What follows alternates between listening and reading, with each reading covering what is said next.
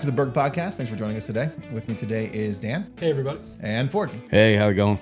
And today we're talking about transition. And a lot of times for us, that means like transitioning between seasons and things of that nature. And while that's definitely going on, we're kind of in the midst of the holiday season, which does tend to change our workflow, and it does tend to change our job makeup and how our guys interact, etc. But we're also talking a little bit about how we're transitioning out of some projects that we had that were very long term, consumed a lot of our resources, into doing more of the things that we used to do when we were, I don't know, like 5 years ago, or something of that nature, right? Is pre-COVID. 3.5 years ago.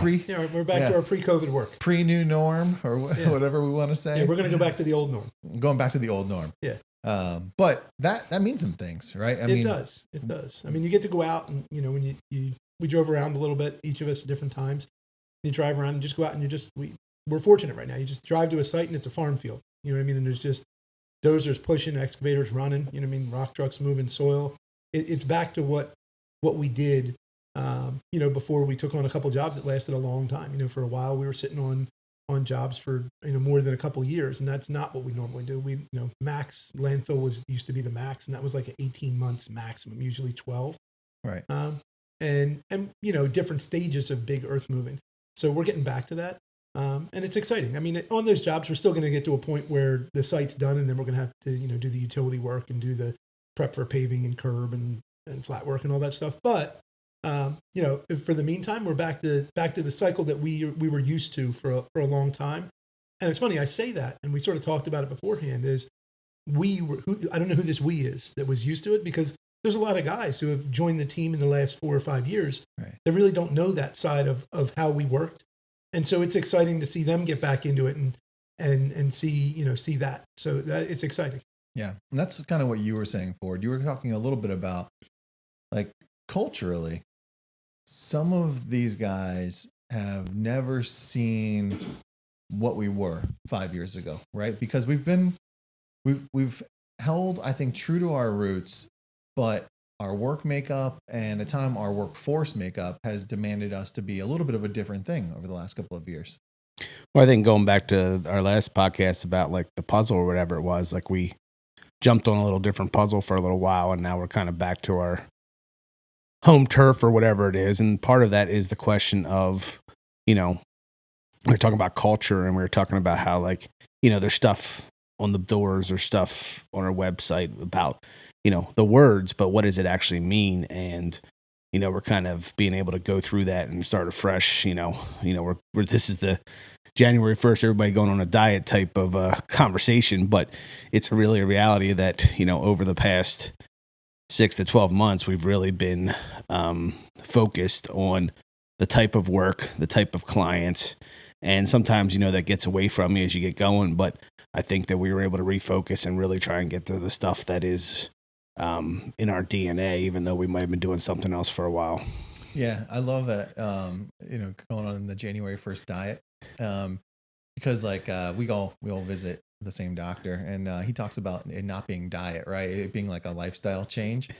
But in many ways, that's actually still true. Like what we're talking about is a little bit, in some ways, for a lot of our people, a little bit of a lifestyle change, right? So from a work perspective, sort of changing the way we pursue things, the type of work that we're most interested in doing, that we feel like we do best, that our team sets our team up for success the most frequently, and that is a little bit, at least in our current phase of who we are as Berg Construction, a little bit of a lifestyle change. It is, and I mean, the thing to understand, I think it's important that everybody remembers, is when we went after, it's like the elephant in the room. When we went after Longwood, right, we didn't view it as a lifestyle change. Like I remember the discussions between Brian and I, where I tried to take the position that it was 3 jobs that were sort of what we do, that we were going to do concurrent. And it didn't turn out to be that. And it turned out to be a lot more difficult than I probably anticipated or any of us anticipated. But it wasn't different than what we thought.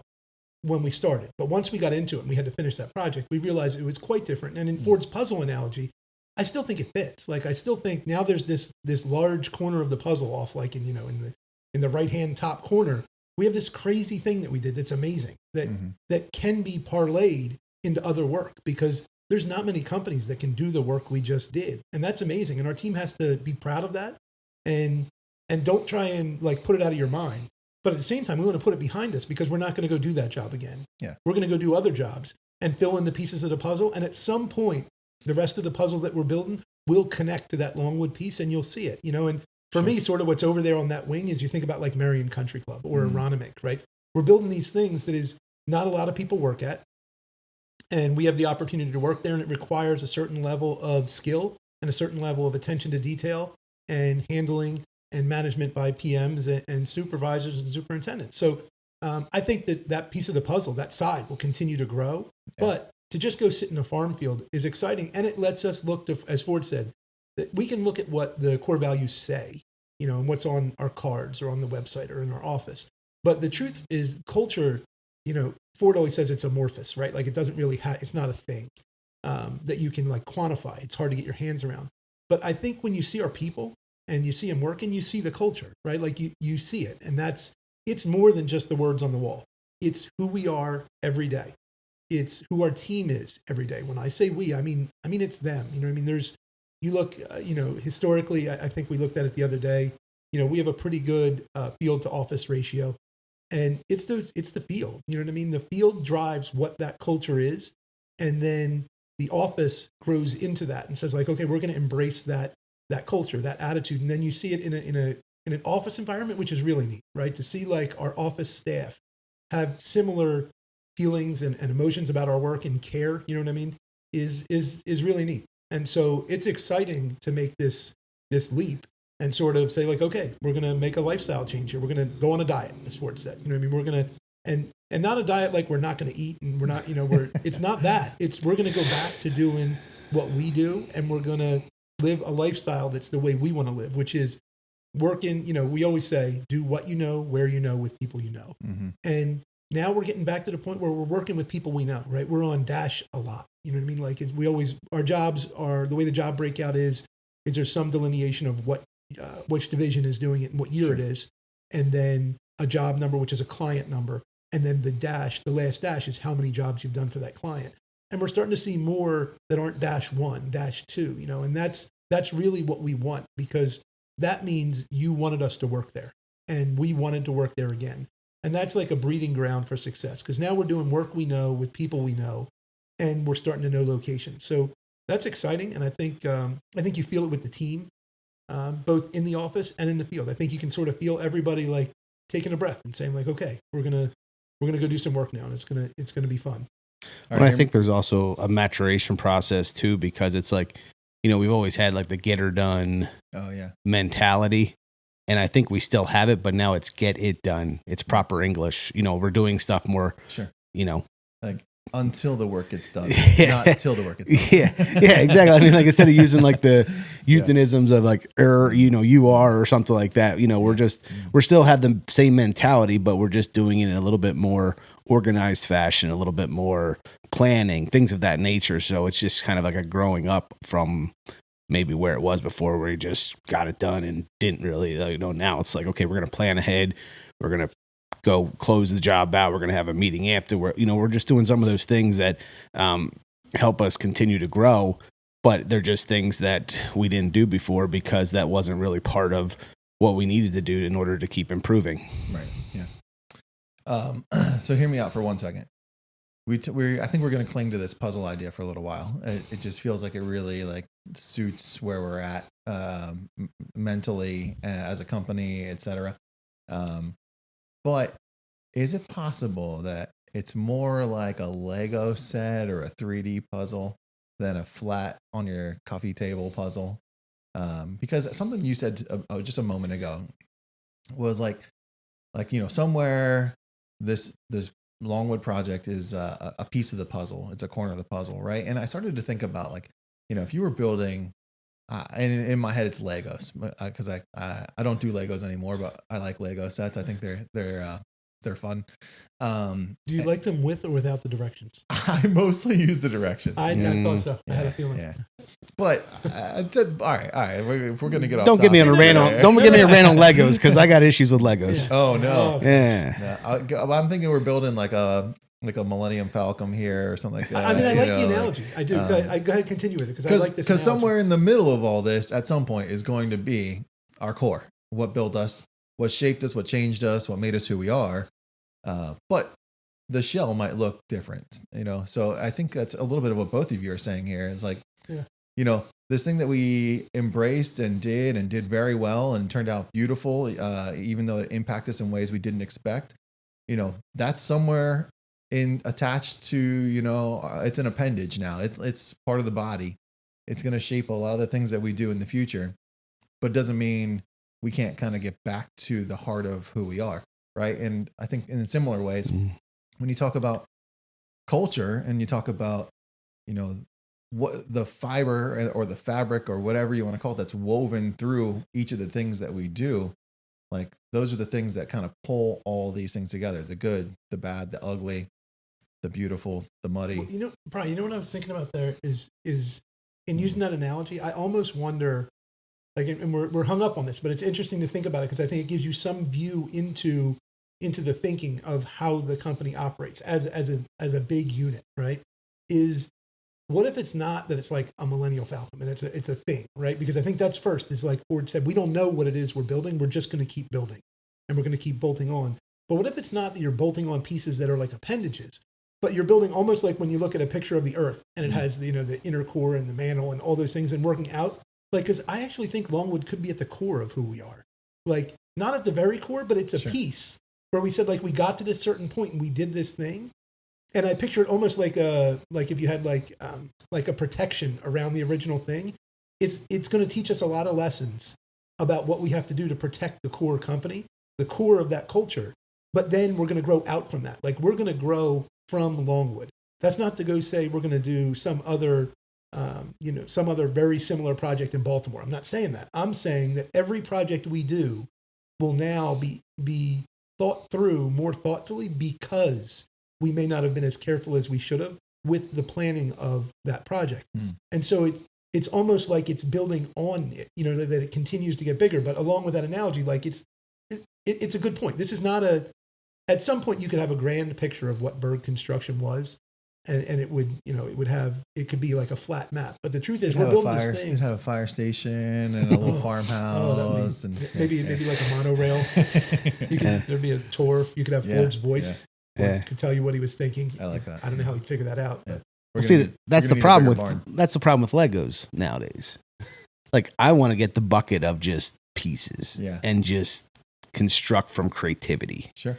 And everything you buy now with Legos is some specialized, like, there's a beginning and an end of it. Where I grew up, like, it was to use your mind and make your mind wander because you were trying to figure out how the pieces tied together, which I think this ties a little bit too. Because if you built, like, I literally got the D11 or D10 and it's half built and, like, you just followed the directions. There wasn't any, it's like, okay, put A to B, B to C, C to D, E to, like, go up to the alphabet. And it's like, okay, that doesn't really, I'd rather have just gotten a bunch of pieces and tried to actually figure it out because that's what we do. Right. That's so interesting because that speaks to, like, who Ford is, right? Mm-hmm. Like, in other words, I think, I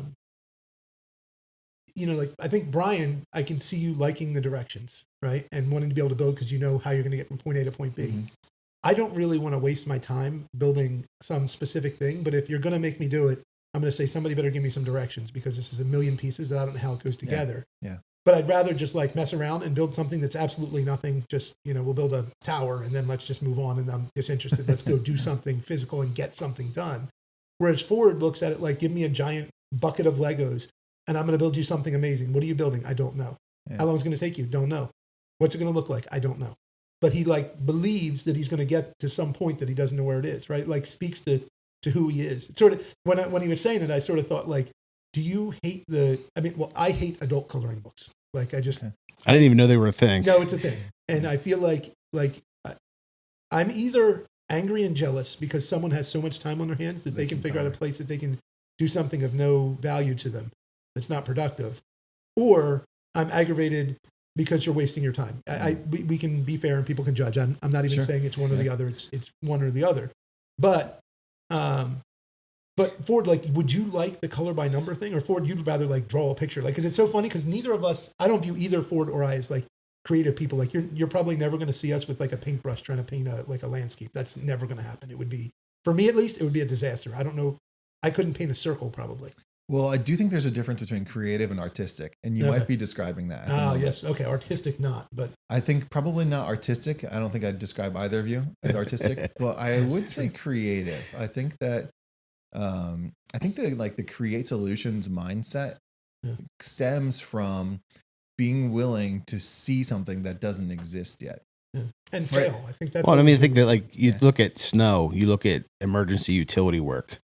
Those are all perfect examples of stuff that I personally love because you're out there and you're trying to figure it out as you go. Like you don't have the parts yet because you don't even know what's broken, but you know something's broken and it has to be fixed. So you got to explore, and then you got to figure out, do we have the parts? Can we use something else that we don't have? Can we call a person and get this stuff? Like those are the things that make it interesting, because if you look at back when I had time to doodle, like I would just draw trails and just like, it was just blank pages. I would never use something that was like pre-drawn. It would just be me making something up on a piece of paper. Mm-hmm. Yeah, that might tie to it. Before that ties to we all love sports, right? And we all played like organized sports to varying degrees.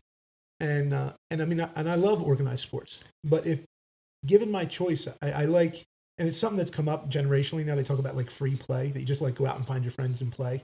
You know, it doesn't happen as much anymore. They think it's one of the problems. But as I really started to like ski and surf, that's actually along this. It's why I like that probably the best of any of the things I do, is because in both cases, you put me in a situation that is less than ideal with a solution that is ever changing and no real answer. The only answer is I have to safely make it to some other spot than where I am. And I don't know what's in my way. Exactly. Mm-hmm. Like, so it triggered me as soon as Ford said it. That's what I like about those things. Like I would like to stand at the top of an icy hill with a lot of things in my way and people that probably are not very good and some people that are really good. And let's see if I can get to the bottom and how fast can I do it in terms of not that we're racing, but how efficiently. Like I would do the same trail if we go to Blue Mountain, which we do sometimes. Sure. I'll just run challenge over and over again as fast as I can do it. I'm not actually racing. I'm seeing if I can correct each time, figure out something that makes it smoother, that makes it faster, cut out a little thing, do a little thing. And after a bunch of times, I'll be like, okay, I don't think I can go. It's not speed. I don't think I can do this any more efficient. Right. And it's why I like to ski in the woods, because the woods ultimately now it's like chaos. And so I realized that sort of plays to that same idea, that solutions mindset where you like to be, I don't want to ski down a trail that it tells me exactly where to ski it. It's not fun. Similarly, surfing is the same way. Every wave is going to be different. Anything, you're just going to paddle and then stand up and hope for the best. You ever see that movie? I think it's a Netflix movie, the Gran Turismo movie, where the kids, like Nissan was like basically, I think essentially failing as a racing brand. And so what they did was they had this like contest where kids who played this game could compete for an opportunity to be like trained to race, right? Trained to be a driver. And I do think it's based on a true story. I think there is some loose connections there. And that's sort of what it reminds me of a little bit. Like if you've ever watched the movie, which I actually recommend it. I think it's good.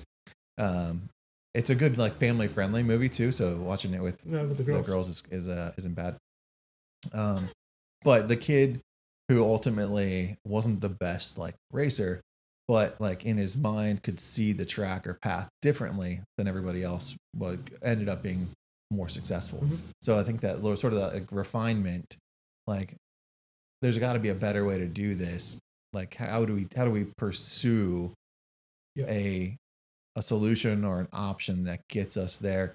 Maybe not faster, but probably better. Well, and that's honestly, I can tie this right back in.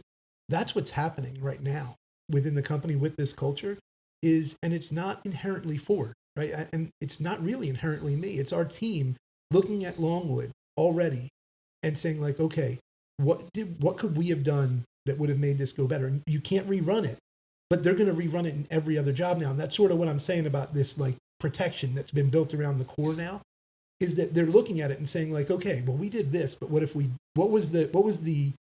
could have been better? I don't The want to root say cause analysis. It's a root cause analysis that Yes. they're doing, but they're doing it in a way that you're not saying it was wrong. You're just saying, let's find everything that we could have done better and then try to fix some of those things. Not all the things, but fix some of the things. Right. And that gets at the core of what our culture is, right? Because at our core, the culture is like get it done, find solutions. You know what I mean? Like, and you see it everywhere. You know, like we recently had a meeting and Don Hunter was saying about, you know, a question without a solution, a problem without a solution is a problem unto itself. Yeah, right. And it was like, I've heard that before. It's not surprising. It's not something I didn't know, but it is funny to watch every piece of the company try and find all these solutions and say like, let's go, you know, it's exciting. And then push, you know what I mean? Like now let's push, let's go be exciting. Let's go have fun, go do what we deem as exciting work. Other people might say that's not exciting. No, you're just pushing dirt around in the field. But to us, you know, you see a 155 or a 65 pushing a lot of dirt. That's fun. You know what I mean? That's exciting.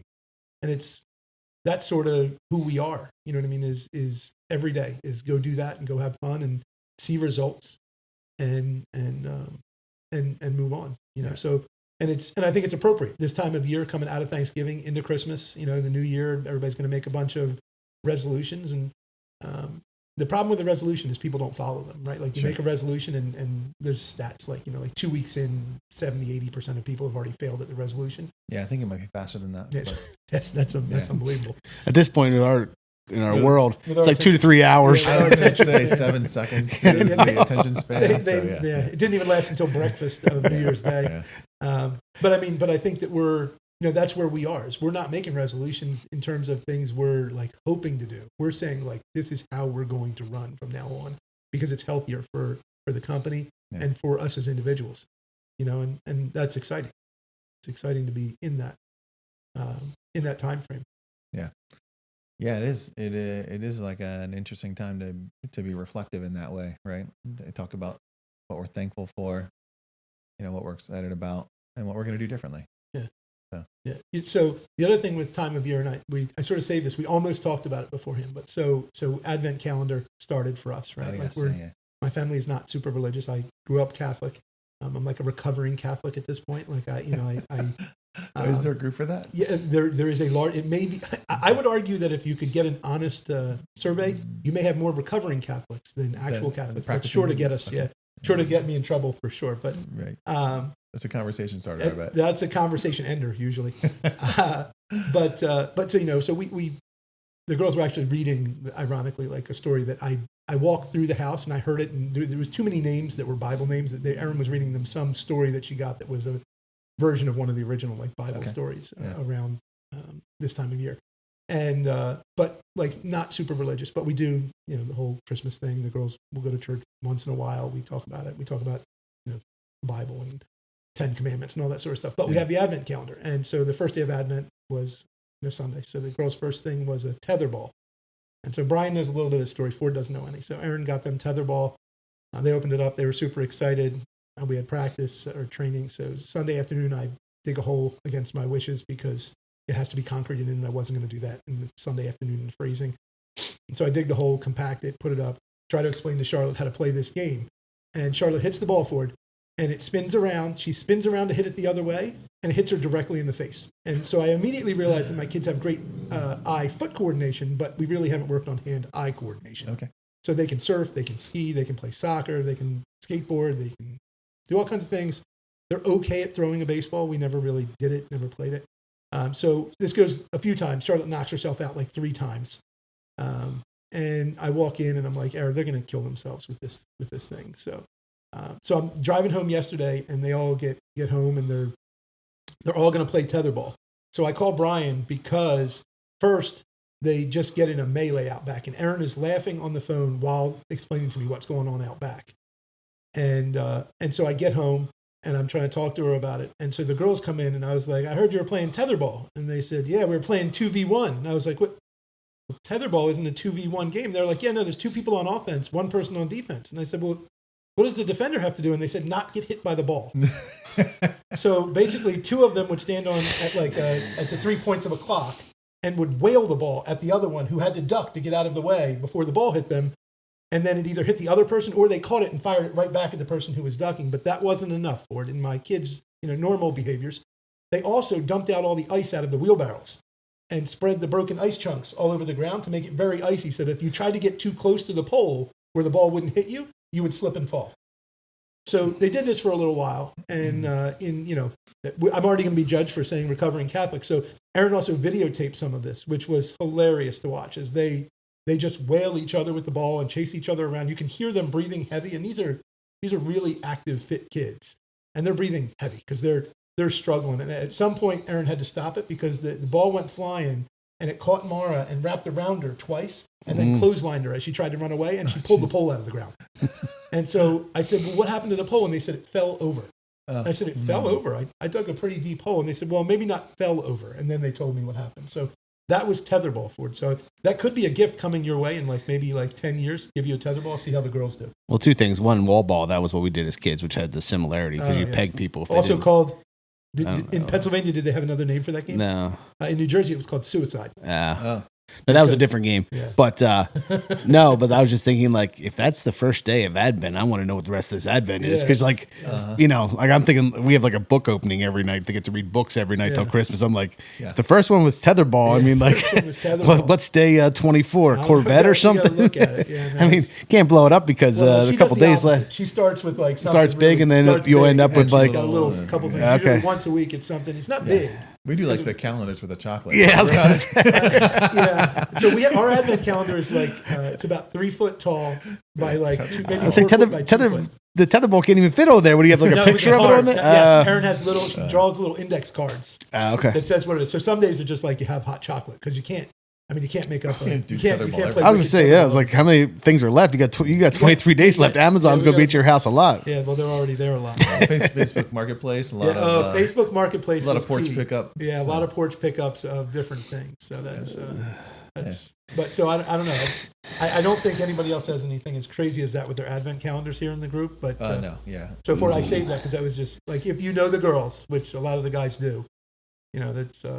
I told Scott Gardner about it, and he said, what I like about your kids is they go right to the limit of what would be reasonable, and then they take it at least one step further. Yes. And I was like, that's what makes it fun. We think it's a MacArthur trait. Right. That's what you said. It's a MacArthur trait. Yeah. So I do like to find the edge. If you don't know, and you can't find the edge if you don't go over it. Otherwise, you're just assuming. Like when Columbus sailed, they said the world was flat. You have to get somewhere to prove it's not. That's a fair point. Yeah. So I don't know. You got to go a little beyond the edge. Yeah. Then you got to come back. Yeah. And you don't go off safe. the edge. And you got to realize the edge is there, and then not drive off the edge. Don't go off the edge. Just find it. Yeah. Just find it. I got you. Teeter back. So maybe that's where we tied up, right? Maybe that's what we did. We went right to the edge, pushed it to the limit of what we were capable of, and now we're going to come back. But once you build it, we may be able to go further than that. We're going to have to be in a better position to do it and be more intentional. And that's really the key to the way that we operate between the three of us. Is once we find that edge and we sort of come back and report back hey, that was the edge. And then somebody, usually Brian, has to fix it and say okay, you got a little too close to the edge there. Yeah. But then we figure out a way to be more intentional and more purposeful. And I think that's what's going on right now is figuring out how to manage all these variables that we didn't account for enough and then go out and say okay, well now that's not the edge anymore. We don't know where the edge is, but let's operate in our comfort zone. Let's do what we do and build ourselves up to where we're ready to go find the edge again. And then I don't know what the edge will be next time, but I hope we approach it more intentionally. I think it's maybe a lot of analogies, right? But you guys are both beach guys, right? So I think it's almost like a bad storm the way it reshapes the coastline. We're just gonna look for the next sandbar and build it back up. So it moved 2 miles down the road. Yeah, it's still there. Just go find it. Yeah, you just gotta. Unless you get paid to put it back. Oh, that's good work. Well, that is, Brian, that's always something Ford and I have that interest in. Well, I mean, beach construction. It's a little like the opposite of snow, right? Snow, we push it somewhere, it disappears. Yeah. This one, it's constantly disappearing. If we could find a way to be the replenisher, that's good work. We got that might be. Yeah, that might be. Might be consistent. Podcast. You may have just heard where we're going next. Oh boy! I don't know when we'll get there, but. We gotta. Well, the other one that's interesting along those lines, Brian, is dredging. And Ford and I have talked about that with dredging. Same principle. You remove something that that you know you have to remove again, It's gonna happen again. You know, it's like you're guaranteed Job security. Job security. All right, that's a good place to wrap it up. I guess, sure. Thanks for joining us today, folks. We hope you got something from this, and we hope you come back.